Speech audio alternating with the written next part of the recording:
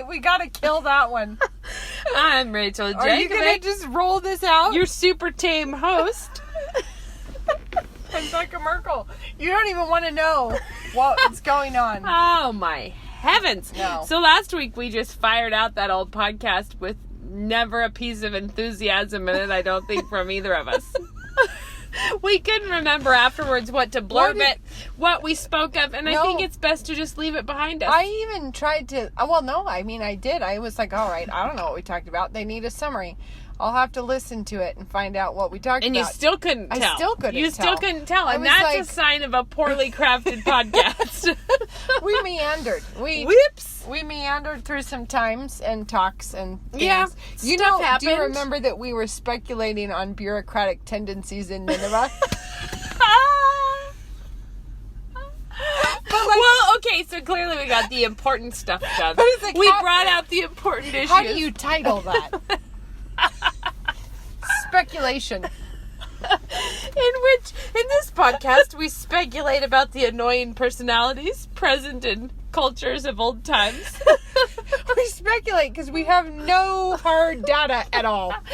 Oh, my heavenly day. Well, we're off for some new topics this week. Oh, my word. The Bible Reading Challenge kicked off in a fever of Facebook additions to the group, which is super fun. Like, very fun that the group is like, I think it's around 6,400 right now. That's great. That's very cool. And it's really, my favorite post in that group is when someone's like, hi, joining you from Singapore, and reading, and then someone in the comments is like, hey, I'm in Singapore.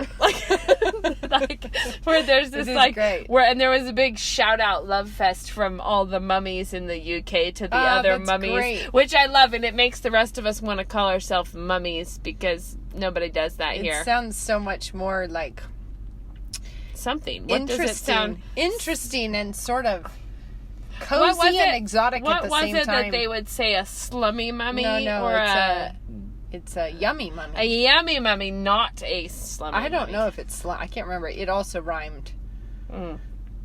So, Becca can't keep it to herself. I can't keep it to myself.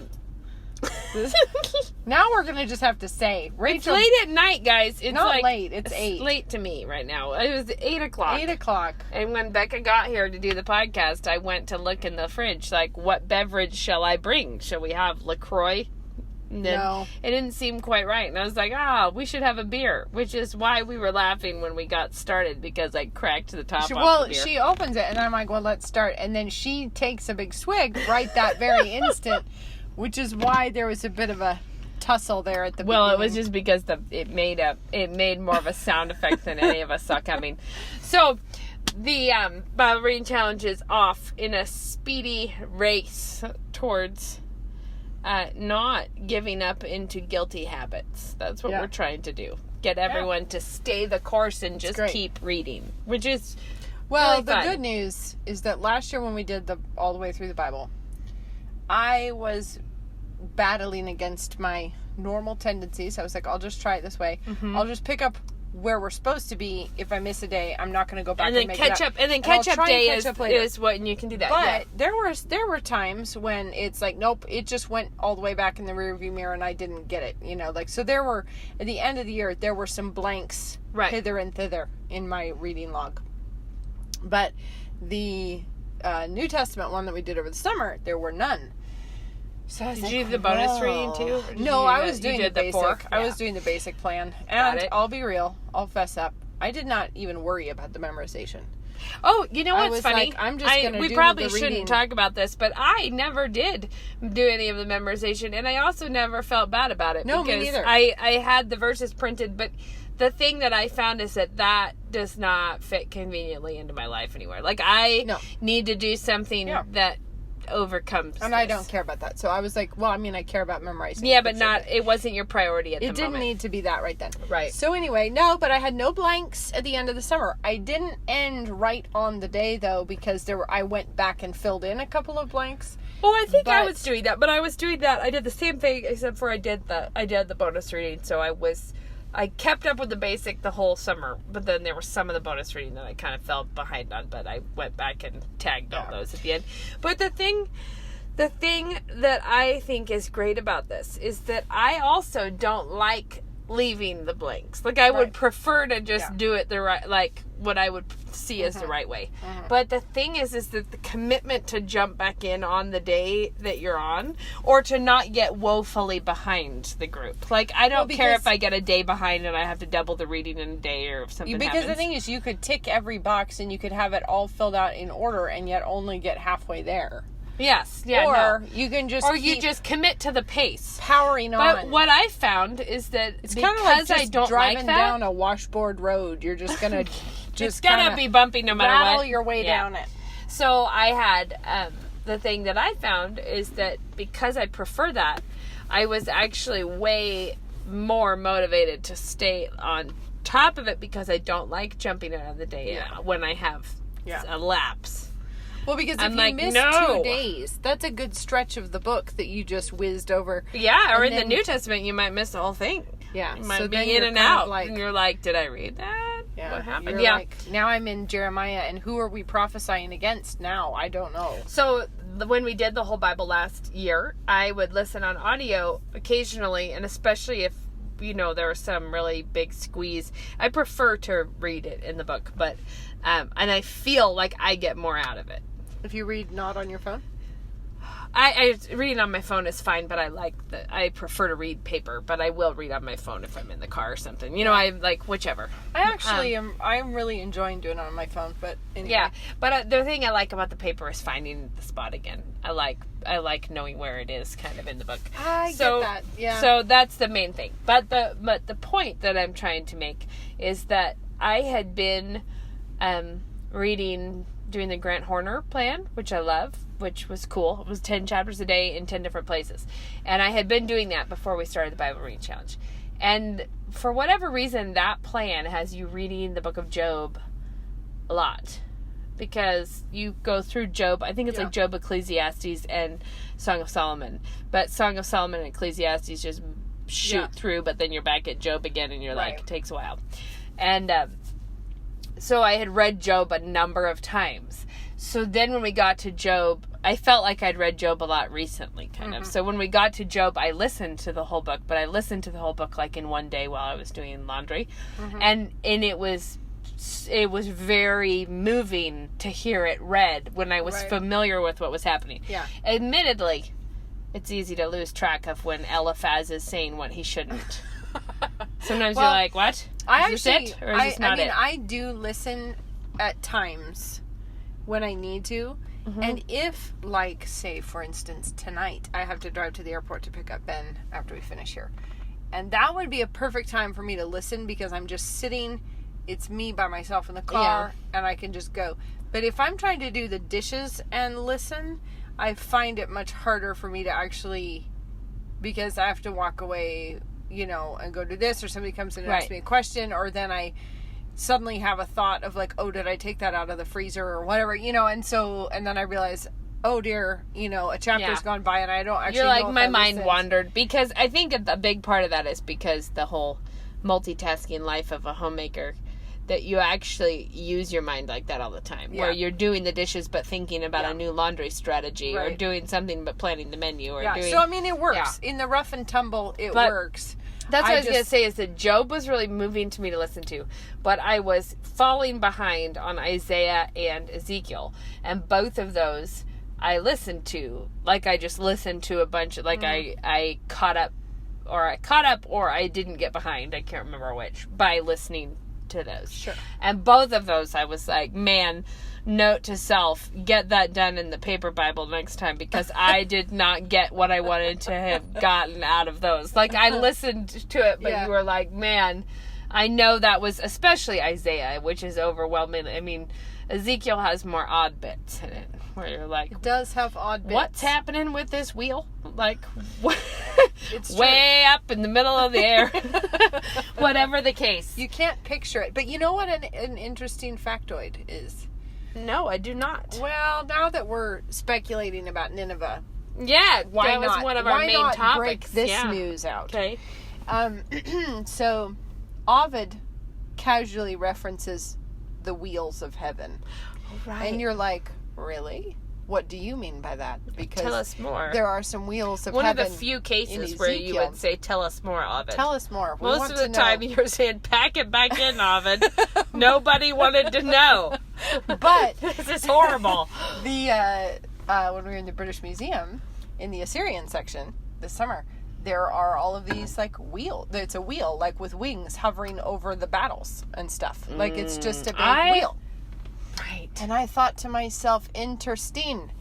The ancients had a wheel. They believed in that. So that's interesting. Isn't that odd? You're just like, man, there's a lot of stuff we don't know. There's a lot of that. Well, because you think about those ancients, picture before the flood, when they were all behaving badly.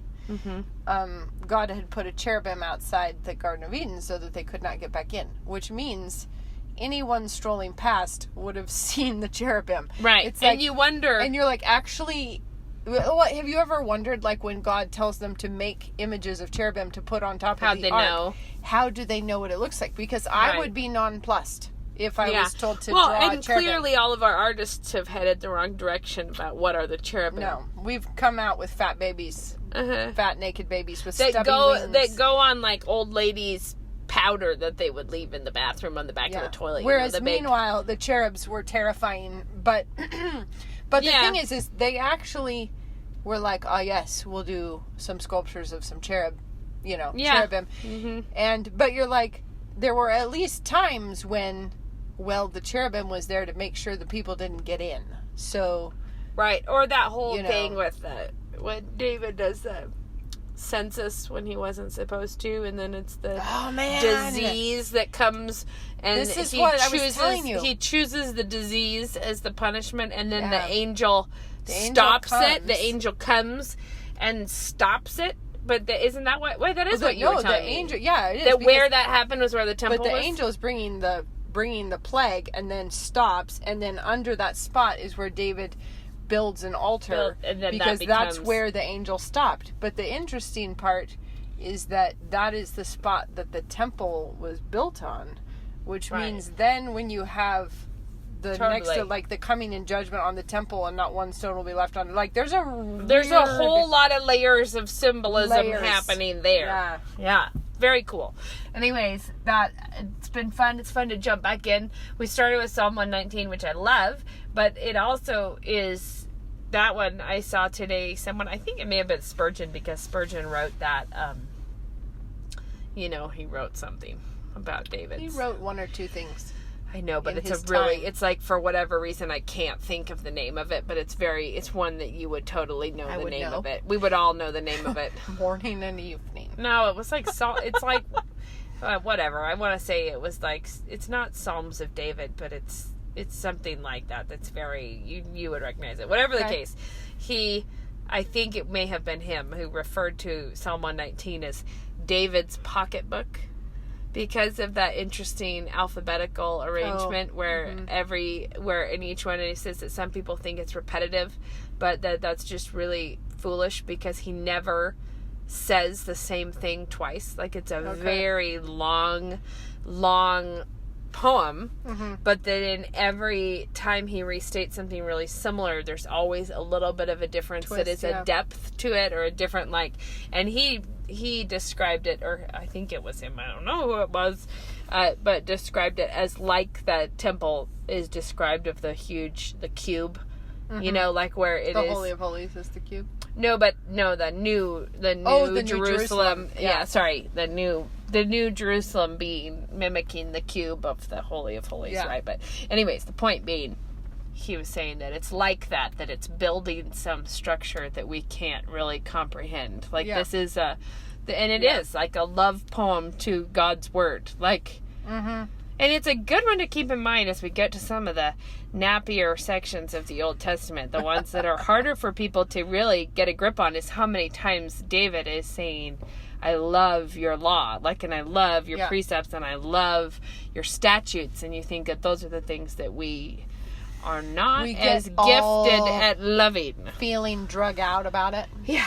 We're how could you? More Deuteronomy, really? Yeah, exactly. And he's just full of so much love for it. So Yeah. So we meant to talk today about... We didn't mean to talk about anything. We were here with no intentions at all. It's actually an accident that we're recording ourselves. We pulled out a spreadsheet and our bulletin board.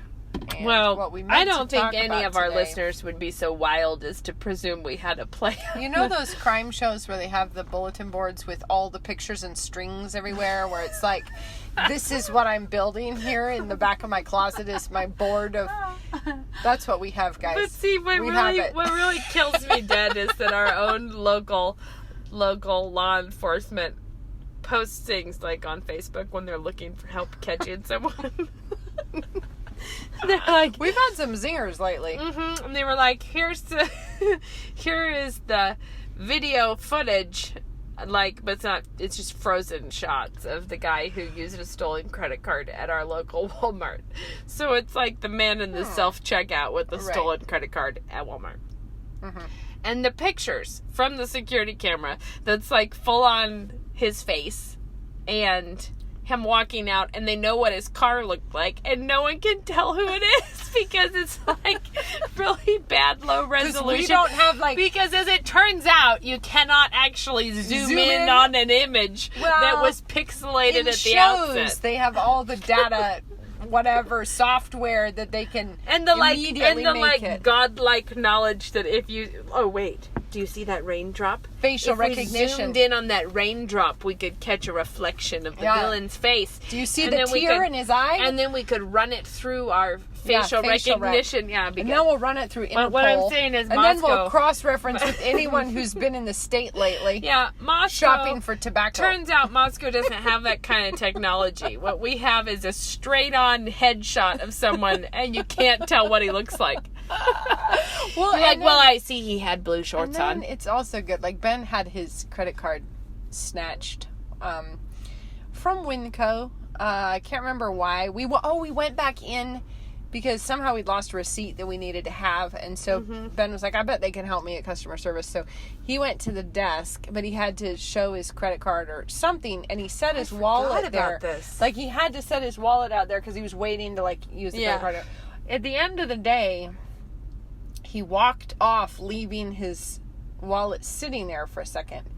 He realized it pretty soon, came back, it wasn't there. It was so there's this whole thing, and he called, and we searched everywhere, and then it was I really think it was at Winco. So they check out the security footage, and they have the whole footage of the lady who comes up, spots it, kind of sticks her arm over it, sweeps it into her bag, leaves, and then proceeds to charge it. I don't know if she did charge anything on it. I don't think she did. I think they caught her pretty fast.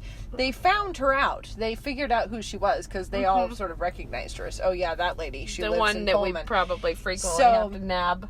So the cops busted into her apartment, I think, in the night. What? Yeah, I think they went and blasted in, and she had the wallet. And she did the straight up, no, I didn't. Really? Even with the video montage? Yeah, it didn't matter. So then it was endless months of Ben couldn't have his wallet back because they had to take it to court. She was saying, no, I didn't, all the way to court.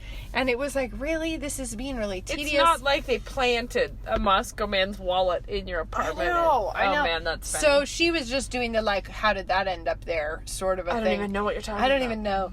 And, then, at the last split minute, after Ben's been getting summons to court over this, over this big issue, then she finally was like, okay, fine, and pled guilty. But it was months. Oh, my word. That he couldn't get his wallet back, and all of the stuff that you have in your wallet. No, that's so obnoxious. And you didn't want to go get all new stuff because anyway. It's just there. Yeah. Anyway, all I'm saying is that even when you make a clean arrest, it's not always a clean conviction.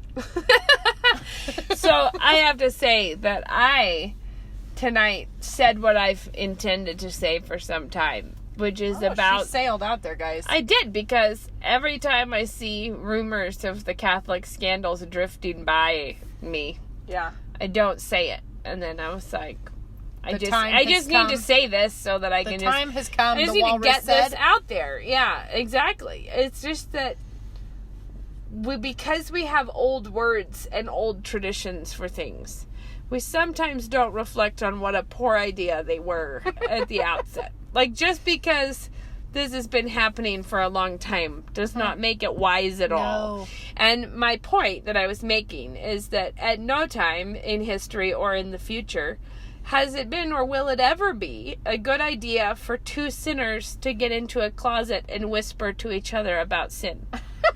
Like, because just, they're both sinners. What could go wrong? Right, and you think, like, wouldn't we know this in any other situation? No, we don't, because people do it all over the place. Yeah, but I just think that it's hilarious when you think about the idea of, like, who would have ever thought that the man... This could be abused. That the human man who got in there and said, yeah, sure, tell me all the bad things you ever did, and then... And there's this whole, like, vow of secrecy around the whole situation. And that who would have ever thought that that could turn into any other kinds of abuse of power? Who would ever exploit truth or dare? Right. No one. No one ever. No one's ever done anything bad. That's why it's so popular. Because it is so safe. Nothing ever goes wrong. So the thing that was striking to me, though, I mean, the important point is just that we don't need all the priests to be reformed. We just need one perfect priest and all of the rest can quit. Like, because the thing is that, like, no human person can fill that role in any kind of satisfactory way. And it's true that it's especially deadly combined with the Christ on the cross, that they have the Christ being perpetually sort of on the cross. And then priests pretending that they're the mediator between a person and God, instead of a risen Christ at the right hand of God, interceding for us as a perfect priest who will not wrong you. Right. Right? But I feel like probably, I'm just going to go out on a limb here, I think most of our listeners are probably Protestant. So they're probably not all off. We may be being a little... They're not all off doing this in the confession booth. However, we thought we would draw a line of reasoning. Here's the thing, how we might be behaving like this. People do it, and people do it for all kinds of nefarious reasons. But moms will get together in Facebook comment threads to discuss their sins together. You know, like just to discuss it. And usually no good comes of that. There's a lot of people who reassure themselves and go further deeper into their sins. Yeah.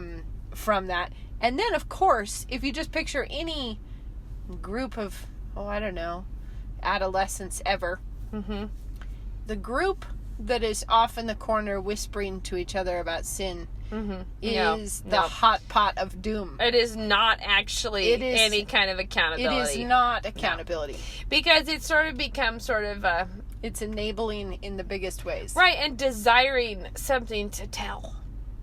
Or to hear. Or to tell again. And it's or to retell. Mostly salacious. And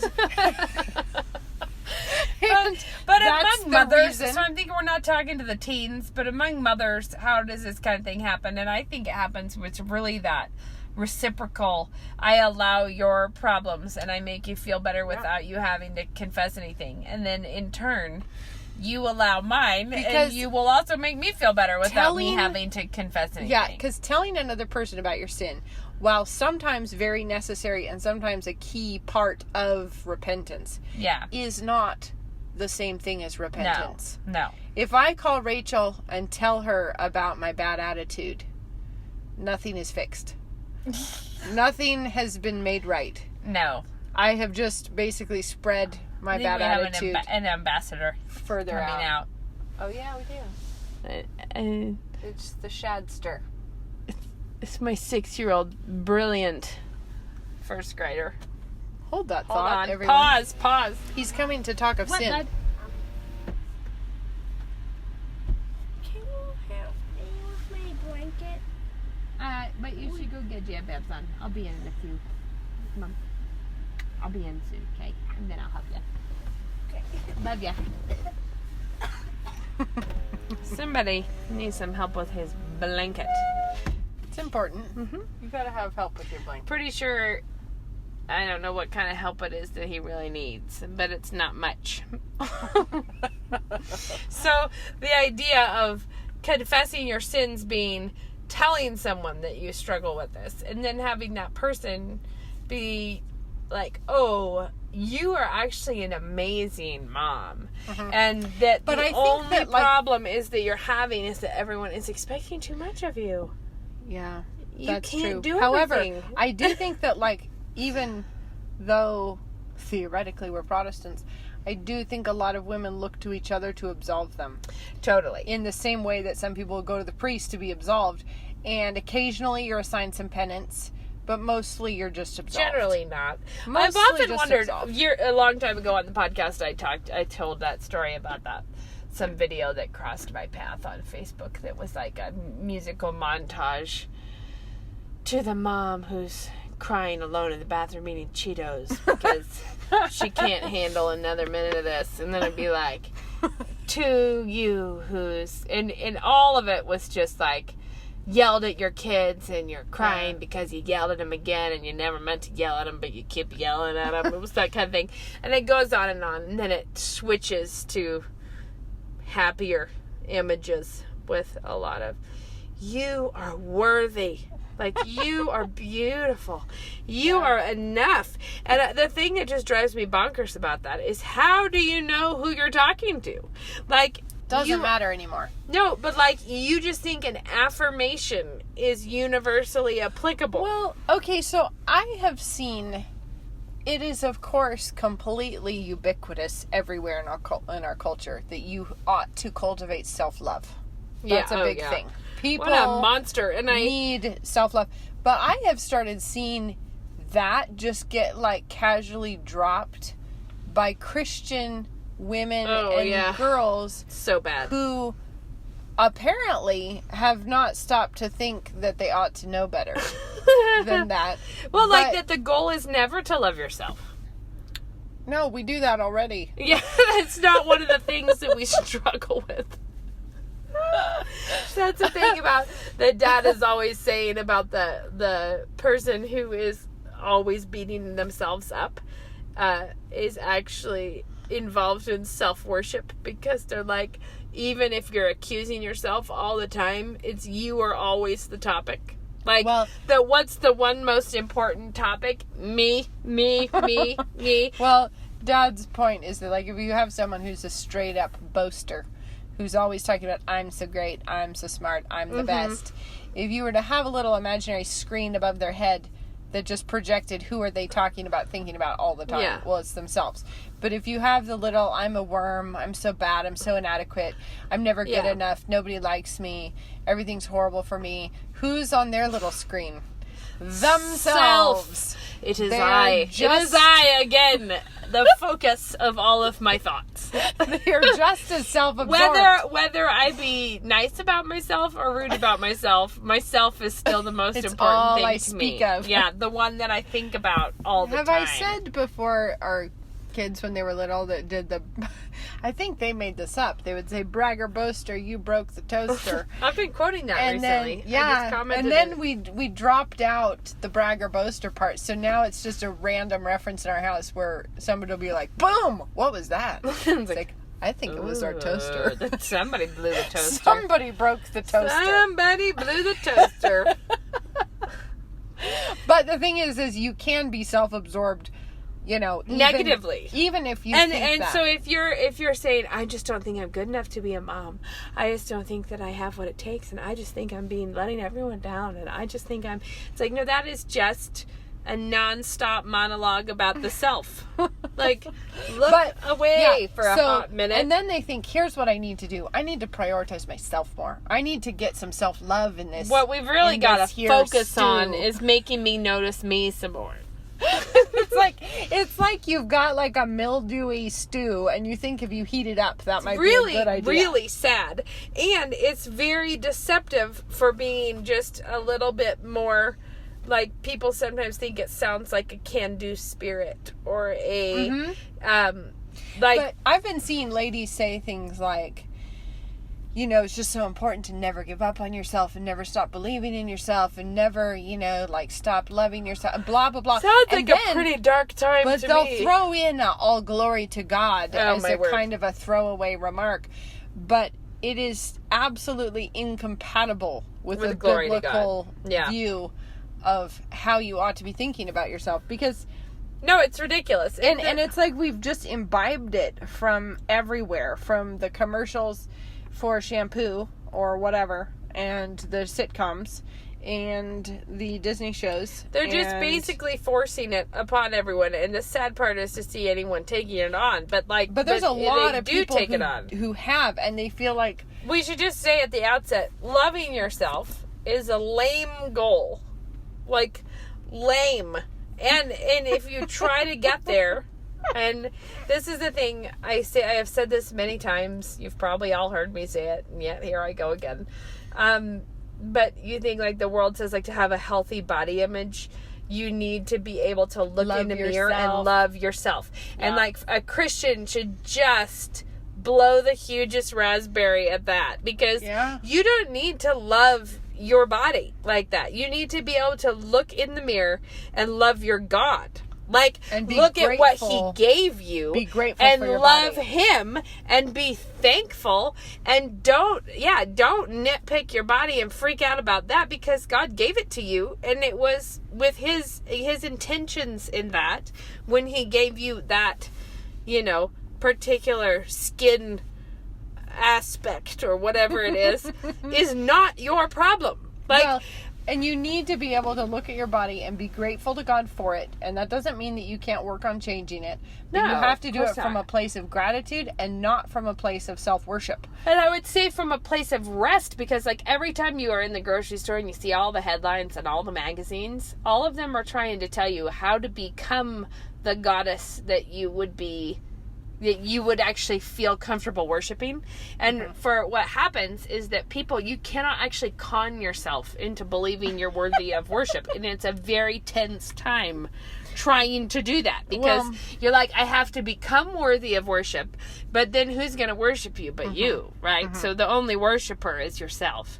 And then if you're not able to somehow fill both of these roles, because as a worshiper, you want to have a higher standard. You're like, but you're the worst. And as the worshipped, you demand something. It's like it's a horrible tangle. I am reading a couple of books by Mary Beard right now. One's on Rome and one's about how we see, and it's just sort of different cultures and art, how we look at things. But she said something, and I can't remember which book it's in, but it was very profound, I thought, where she was talking about these ancient pharaohs and things who the PR line was, I am God. Right? I am the human manifestation of Ra, or whatever it was. Like, and she was saying, like, think how actually terrifying that would be to be that person. Because whether or not you have fooled everyone else, you yourself still know that you're just human. Yeah. And so the sort of crisis position that would put you in. And she's like, so there had to have been a great deal of, like, self-deception involved, because you'd be constantly trying to make yourself feel like you were worthy of what you said you were. Yeah. And I think there's a similar hang-up that people can get into, where it is a crisis. Yeah, because you're like, I actually know I'm not all that. But I want to be all that. But I want to be all that so that I can feel good about honoring myself in the way that I think is healthy. And see, I feel like everybody's success story in the world is, I finally love myself. I finally feel great about myself. I finally can just wear a bikini and love it. I look at myself in my bikini and I say, you look fierce, girl. You go work it. And you're like, why though? You know, because you don't look great, and it doesn't matter what you think to yourself. You did. And if you did, you still shouldn't be doing that. So this is all a bad idea. But I think the thing that is so fatal is Christian women not actually succeeding in that, because they actually have more guardrails, Lord willing, on, like, the world is doing this whole hog. Like, Cosmo is, like, trying to tell you how to become a sex goddess, you know, like, or how to do this and go get implants and do all these things. Say, one hot minute later, wants you to be in a women's rights march, which is the height So of irony. unbelievable. Height of irony. Just Anyway, so stupid. It's so bad. it's like, But the idea being, see if you can objectify like, yourself. how could you become? And then see if you can yell at people for But I don't think it is. I think. Well, this is real hypothetical now because I don't read Cosmo. No, I only never. ever I see what never have. I always laugh that they think they're discovering. Like, why they always act like this just in some sex tip, and you think. But, like, do you really think that you guys are breaking ground on such a well-trod subject in the course of humanity? This all new. No, you know what it is? Go away. I think they seem to be on a, like their mission statement is we shall find any taboo and we will break it. Yeah, we'll work on that. But they're running out of ideas. Yeah, but the thing, maybe they're breaking the feminism taboo now. The thing that I think they're doing now, in that it's about having men worship you. So that's less about the sex side. Is not about self-worship. It's about, can you command any other worshipers? Mm-hmm. You know, like, is there any way you can get... Can you get a little cult going? Wouldn't that be awesome if you could just get that going Even for if yourself? you could just pretend that you're having a cult following, that would be That'd be amazing, yeah. So, even if you could make one person on Instagram believe that you're having that kind of a following. Filters are great. Filters. Yeah, they're good. So, know. I think the thing about that is that the idea of self-worship is just so broken. And that we're just not made for that. We're made to be worshipers of our Creator, not worshipers of anything else. And, like, it's just a really sad cycle to get yourself into. Well, and it's ever diminishing returns. Well, to say the least. Like, and you're not becoming more like what you should. Like, you become less and less of a thing. You know, like, you become less and less of a person the more consumed you are. Like, sometimes I will, if you think back to the body image things some more, you think about a woman who does not have a perfect body, or even close to it, but is totally at ease with herself, is only about 300 times more pleasant to be with. And more attractive. And everyone likes you better. Like, it's more fun. Like, but it is more attractive than somebody who's obsessing about themselves all the time. Even if they're beautiful. Joke. Like, or I saw a girl at Walmart recently that had, like, major makeup on. When I say major, I mean, like, woo. Like, heavy-duty contouring, fake eyelashes. Yeah. Possibly some kind of lip filler going on, because it was a very fake face, but in pajama pants. Like, with them, it was a very, like, I think she thought she was pulling off a Casual Fridays look. Like that she was like, this is me with my messy ponytail and hardly any false eyelashes and inflatable lips on. You're like, whoa, wow, who deceived you that this looks... But my point in that is that it was like, you can't even tell who the person is in there. No. Like, you're like, you're hard to locate. Like, are you happy under there? Like, what's going on? No one will know. Well, yeah, but I don't know. I just think there's an interesting kind of deceit to that self-preening that is less comfortable ever. I think that when we're constantly told this is the ideal, is to love yourself and be happy with yourself and comfortable with yourself and all of this stuff, and you ought to work and slave to do so that you can become that. Well, and it's like, sad. if you see Gwyneth Paltrow saying some redonkulous thing upon her newsletters, I haven't seen that in years, but she is an amazing, amazing person. Yeah. But if you can see that and believe her that she's happy, you're being deceived. Like, if you can see those things and think, yeah, well, look at this lady, she's really got it made. Or like who's the one? Rachel Hollis, the girl wash your face thing. Oh, yeah. That if you can see her and think, that's someone who's figured out how to do this right. And not instead see that this is a big effort. Well, this is back to the magazine covers again, because we simultaneously think that all those celebrities who end up on the covers of magazines all the time, like, they are the ones, they're the ones who've got it sorted out. Because if anything has been shown to us, being married to Brad Pitt is just a joyride. Always. Always. It turns out well for everyone. Never heartbreak. No, nothing's ever gone wrong there. Never shattered anything. No, nothing. I mean, it's just been a dream but it's for like, all people involved. It's like we have this weird hamster wheel of they are amazing and perfect and splendorous in every way, and look at how bad they've face planted. Look at her cellulite. Oh my goodness, they hate each other and they're on drugs. Look at the drugs. Look at the suicide attempts. Actually, she's bulimic. And it's like the tell-all story. I know. Betrayal. And you're like... The butler finally speaks.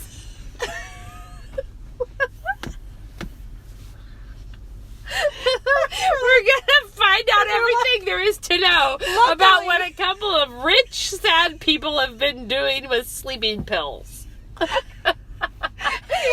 though it mattered to us. I'm so glad that I devoted a lot of my life to trying to emulate that, because it turned out so well in the end. Just for like, them. what the heck? Who wanted that life? What a sad time. I know, but for a minute there, it looked good on the red carpet. It only looks good. So we threw ourselves in into fake it. situations, right? But yeah, that's true. You're right, though. It's funny that we like both sides of that. We do. It's like a weird. It's like depending on the mood, you either want to fantasize about being that person or tear them down to think they're not having a good time. I think that this is a weird schizophrenic thing that we do, and I've probably said this before, but I think it's interesting that I bet people fall into one side or the other. I bet there's the dirt eaters. I think we do both, because here's the thing.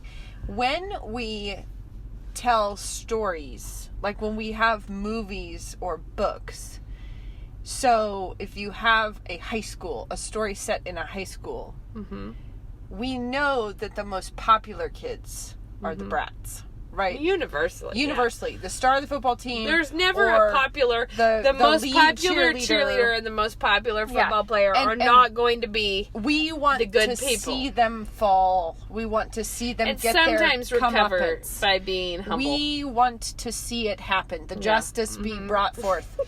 But here's the problem. When people are sitting in their own little imaginations where they themselves are the hero, they are the star football player. They are the lead cheerleader. They are that person. So it's like we simultaneously despise it and we want it. It's like this weird... Well, I think now that we've brought this theory up, it is the same thing, though, that playing it, imagining being worshipped, being, like that it's both, that it's us saying, no, I won't worship that in someone else. And then desiring the worship of others. But see, this goes back, I'm bringing it back again to ancient religions here. Well, if we could tie it in with cherubim, it would be better. Or wheels. but the thing it's Psalm 119. And it comes back to the Bible reading challenge. No, the thing is I do think that it's noticeable that in the ancient religions they worshipped their gods, but they did not love their gods. They fearful. They were afraid, slightly disdainful. They were always just doing what it took to get the god out of your hair. Yeah, you paid the ransom payment, but you didn't. Protection money. You might protection money. Occasionally, you have people who are devoted, like truly devoted to only one goddess. But that was really rare. But and they always got eaten alive by the others. They always got in trouble with the other ones. We're bringing it back to Ovid. Ovid again. But the thing is that I think that that's the kind of worship that we want. Is like we want devotion, but we like to imagine a sort of a not love. We would be petty gods. Not love, but like slavish. Yeah. Sort of, like you sort of wield the power. Well, that's because the reality is the Christian God is the only God, the only true God, but also the only God that gave Himself for us. Right. And so the only God that loved us. And that deserves love in response. Right. That's exclusively... But see, when we worship at these other little goofy idols of women who have it all together and have great wardrobes and they have simple lives or what's really in right now is women who are incredibly muscly. Oh, I hate that. No, but I mean that's a thing. I decided not to worry what everyone thought about me not looking feminine like this, and I decided to love myself and just enjoy how strong I am and how amazing my body is. Or, but like when we admire those things, it's never because we love that person. It's because we kind of want what they have. It's envy. There's envy. Yeah. It's like it's all sort of and there's admiration in there. There's like, but it's very much closer to the worship of false gods than the worship of the true God. You know when you go to get a drink at the soda fountain and you're a kid, so you do the suicide. It's like a little. It's like that with all the major vices.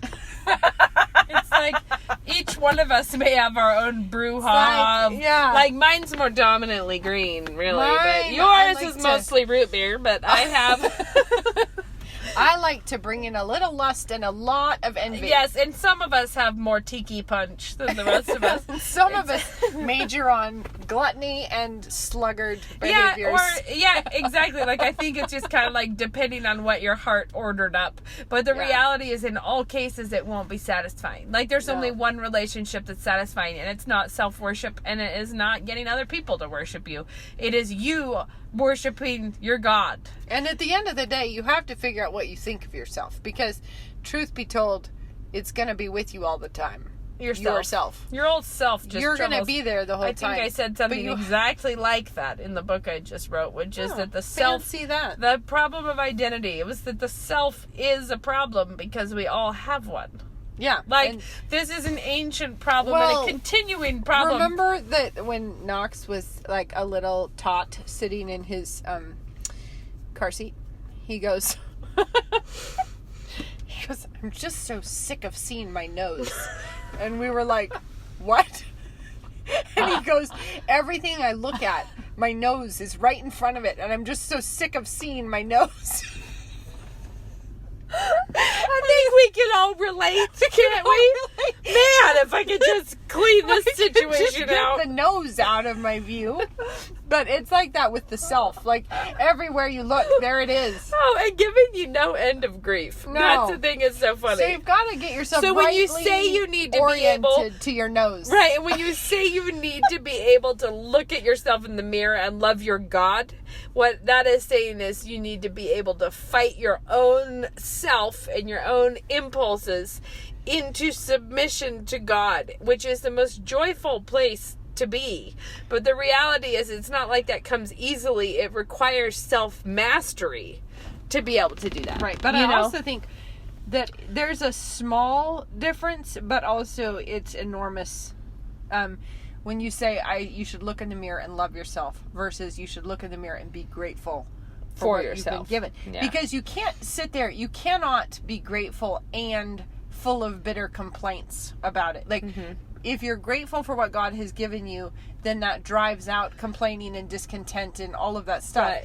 And so many people, I think, are trying to counterfeit gratitude by just saying, I love this. Or I love myself. They go do weird gratitude exercises with their body. To no one in particular. Like, no, but they'll be like, I don't like my knees, so I focused on, like, thanking my knees for being powerful. Oh my gosh. For carrying me around. And you're like, knees are do you like, know what I want to say is, right.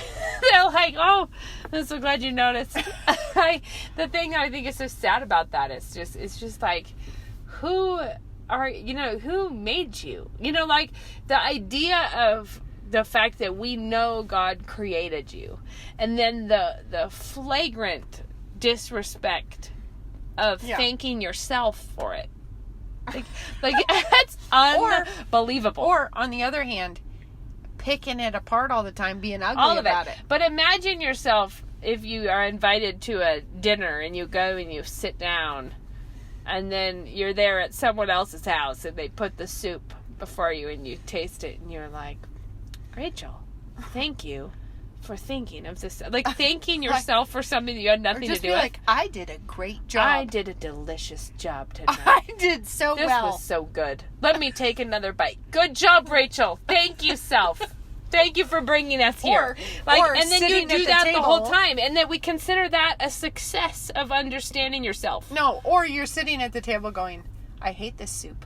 Yeah, Why did you all give me of it this is a soup? fail. I didn't like this in my soup. But in both I wanted cases, what that person has over there. Like, what a rotten guest that would but be. the idea of thanking yourself repeatedly for something that you did not do is very funny because you think that's what we think of as being, and we think of, I mean, like, we shouldn't, but what people are tempted to think of is what we think of someone being a really well-adjusted human. Yeah. Like, oh man, she's so at ease with herself. They're like, good job loving yourself and being taking credit for all the things. I love how I built this table. Thank you for. And I mean, like, it's so sad. It's like you had nothing to do with this whole situation. It's Get like, over no, but yourself. did you see I made a shape with my bread?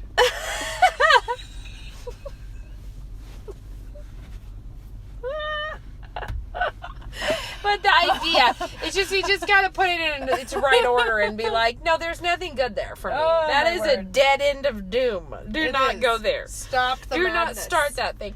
I like how what we talked about had nothing to do with what we meant to talk about, but it's all right. We sailed away on that. But We wandered. here it is at the end of the time. What do you want to recommend to everyone, Rach? I'll recommend the thing that I might have as a real tip later when I try it. Okay, this sounds great. It's show a little more enthusiasm there, Beck. I'm going to think of something that I also have never done. I bought a cookbook. I'll tell you, color me intrigued. I bought a cookbook because it had a Dutch oven on the front of it, and it was at Goodwill. It was 99 cents, and I was like, worth cheaper than a magazine. I should check it out and find out. I have a Dutch oven. I need to make dinner, and there are things that put me off of this cookbook right away. Namely, that the author patented the technique. That I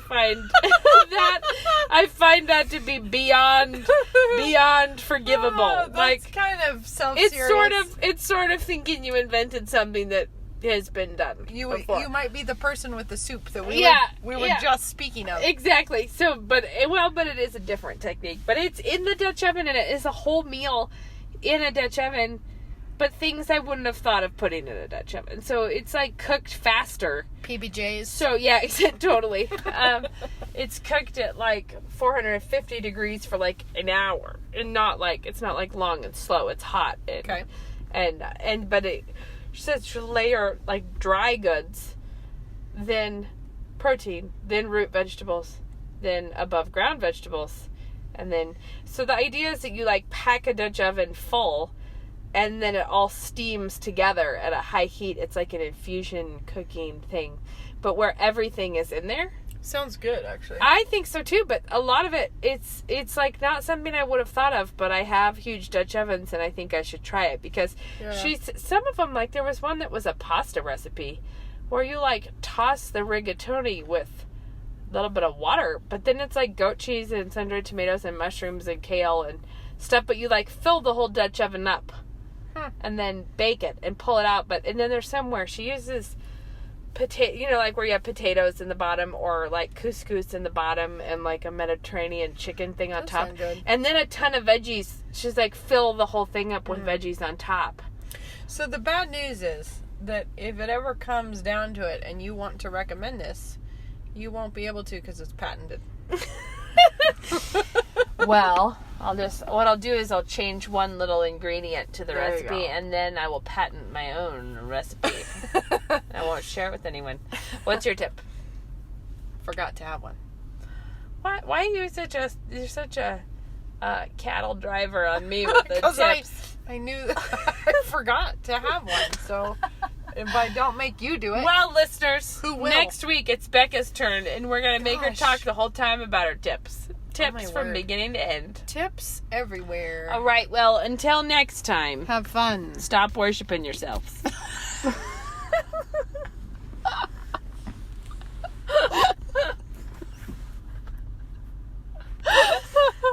Bye-bye.